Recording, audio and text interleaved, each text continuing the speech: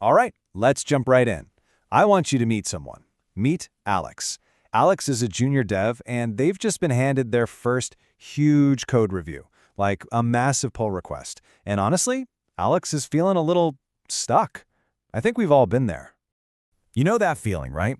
You're staring at the screen, and it's just this endless sea of green and red diffs. And Alex is thinking, whoa, okay, that is a lot of code. Where do I even begin? What if I miss something huge? Or worse, what if I click approve and bring the whole system down? Yeah, it's a super common feeling, isn't it? That total sense of being overwhelmed, like you're lost without a map. You genuinely want to help and give great feedback, but man, when there's that much to look at, it's almost impossible to figure out what actually matters. But just then, Alex's lead dev, Sam, comes by. And Sam has seen that deer in the headlights look a million times. Sam knows what's up and shares a little secret. So what is this map? Well, it's this really powerful mental model called the code review pyramid. And what it does is it gives you a framework, a way to structure your review so you're always focusing your energy on the most important things first.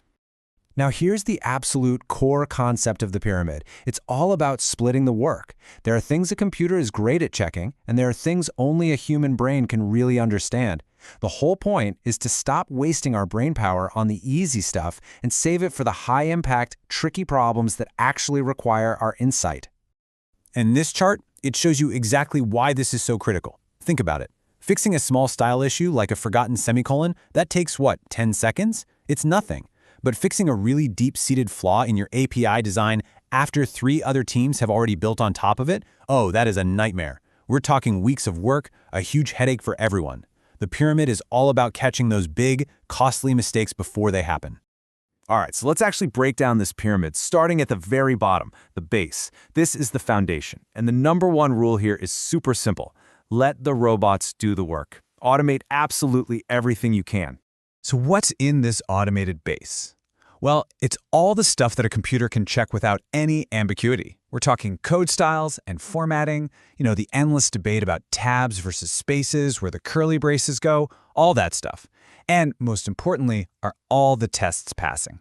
These are yes or no questions, perfect for a machine. Your brain should not be spending a single calorie on this. I mean, just look at the difference here. You could spend 20 minutes of your life manually scanning for formatting errors, and you'd probably still miss a few. Or you could let an automated tool do a perfect job in 2 seconds flat. This isn't just a time saver, it's an energy saver. You're preserving your focus for the problems that really need a human. And look, getting this set up is actually pretty straightforward. There are amazing tools out there like Prettier or ESLint for code styling. For testing, you've got things like Jest or PyTest. You set these up in your project once, and then they just work. The whole team gets the benefit of that consistency, forever. Okay, so the robots have handled the foundation. Now we get to start climbing. And this is where you come in. This is where your human brain, your intuition, and your ability to see the bigger picture, this is where that becomes the most powerful tool in the whole process. As we move up the pyramid, there are kind of 3 main things to look for. First up, documentation. Is it there? Is it clear? Does it actually explain why this code exists? Then we look at semantics and intent. Are the names of things, variables, functions, are they clear? Do they tell a story about what the code is trying to do?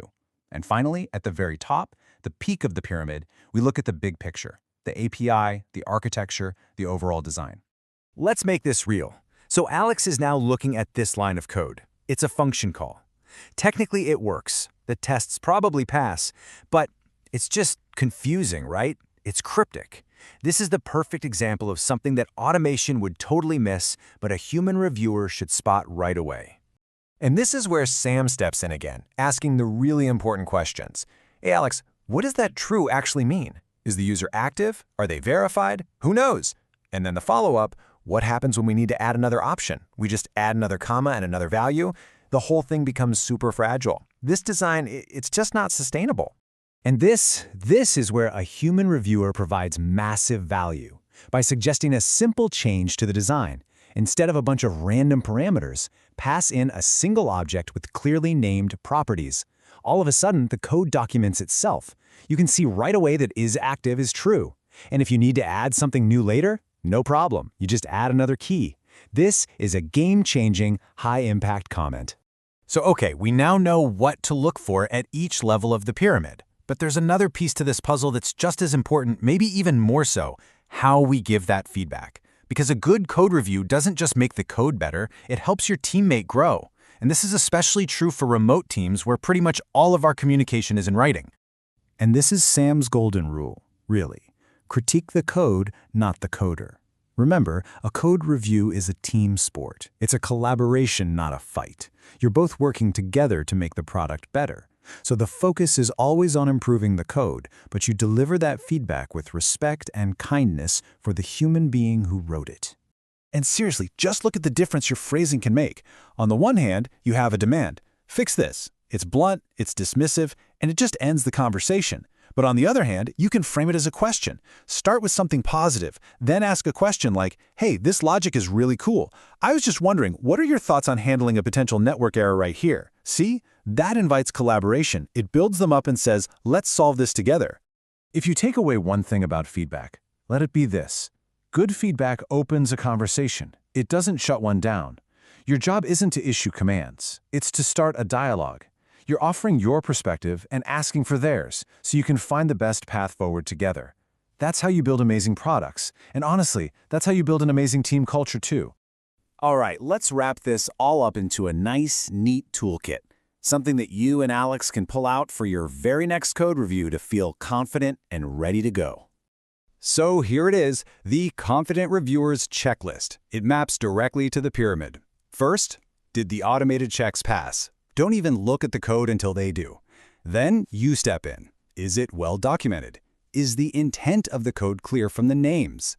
And finally, does the API and the overall design make sense for the future? Easy. And this summary table just lays it all out perfectly. It's the great divide. Machine tasks versus human tasks. Formatting and tests, that's for the tools. But logic, intent, and design, the what and the why, that's all you. And for big teams, this shared understanding is absolutely critical. It's how you maintain quality and consistency as you grow. Okay, your turn. Time for a little challenge. On the screen is a small code snippet. I want you to use the pyramid as your guide. There are 3 problems hiding in there: a simple style mistake, a sneaky logical error, and a really confusing name. Go ahead and pause right here, take a look, and see if you can spot all 3. And that's really it. The code review pyramid, it's not just a checklist. It's a whole new mindset. It's your map for cutting through the noise and your framework for giving feedback that truly matters. So I'll leave you with this final thought. In your next code review, how are you going to build up both the code and the amazing person who wrote it?